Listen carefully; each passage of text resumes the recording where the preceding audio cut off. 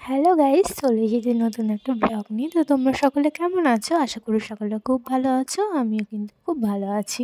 তো চলো ভিডিওটা শুরু করা যাক। এদিকে দেখো আমাদের বাড়ির ছোট সদস্য মানে আমার বোনকে ওর জিজু, ওর হচ্ছে মা, মানে আমারও মা আর কি, সকলে মিলে ওর জুতো পরিয়ে দিতে। তো যাই হোক, তো আমরা সকলে তারপর রেডি হয়ে বেরিয়ে পড়লাম।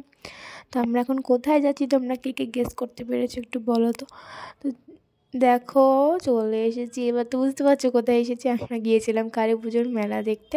তো এদিকে দেখো কত মানে এতটা ভিড়, আসলে জায়গাটা খুব ছোট মণ্ডপের, আর এত সুন্দর করে সাজিয়েছে যে কি বলবো, সত্যি বলছি খুব সুন্দর লাগছিল সামনে থেকে। আর এই যে একদম মণ্ডপের সামনের থিম হচ্ছে এটা, বেশ ভালোই করেছিল, ছোট্ট জায়গার উপরে বেশ ভালোই করেছিল।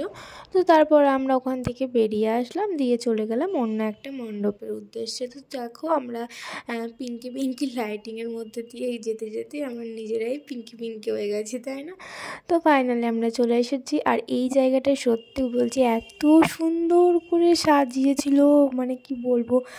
এই জায়গায় কিছু ভিডিও আমরা শ্যুট করেছিলাম, তোমরা নিশ্চয়ই দেখেছো আশা করি।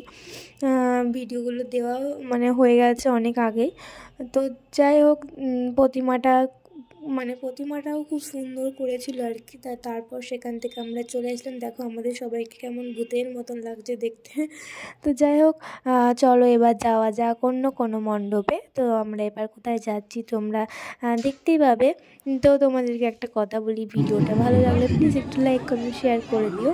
আর এদিকে দেখো কত বড় লাইন ঠাকুর দেখার জন্য, এখন যেখানেই যাই না কেন লাইন দিতে হবেই। মানে কি আর বলবো, সত্যি ঠাকুর দেখতে গেলেও এখন লাইন দিতে হয়।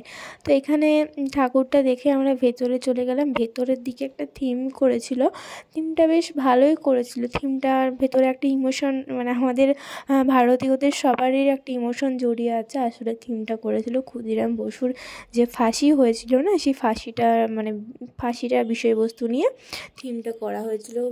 মানে ওই জায়গাটা যখন গিয়েছিলাম না, সত্যি কেমন একটা যেন ফিল হচ্ছিল মনের ভেতরে। আর মানে কি বলবো, সত্যি কেমন একটা লাগছিল।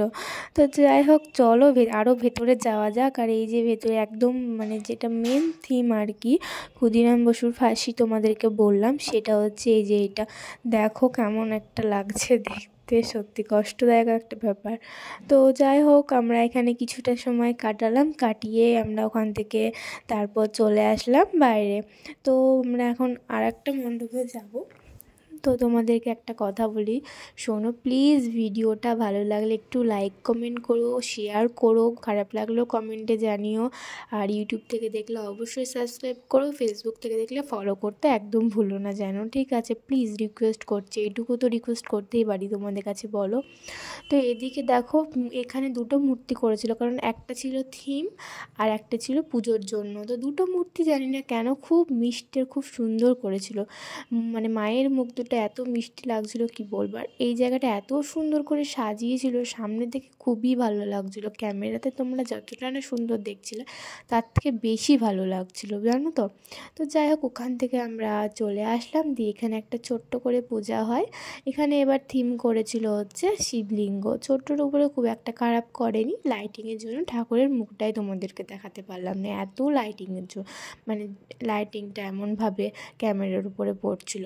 তো যাই হোক, ওখান থেকে আমরা চলে আসলাম অন্য একটা জায়গায়। এখানে এসে দেখি এটা কি, এরা কি গার্লফ্রেন্ড বয়ফ্রেন্ড নাকি রে বাবা, এখানে শুয়ে আছে। তো যাই হোক, তো ওরাও এসেছিলো ঠাকুর দেখতে। আমরা আসবো, ওরা আসবে না কেন বলো তো, ঠাকুর তো সবার জন্যই, তাই না? তো এদিকে আমরা সবাই মিলে দেখো বেশ সুন্দর আনন্দ করে ঠাকুরটা দেখছিলাম। আর চারিদিকটা এত সুন্দর করে সাজিয়েছিল, মনটা আরও বেশি খুশি খুশি লাগছিল।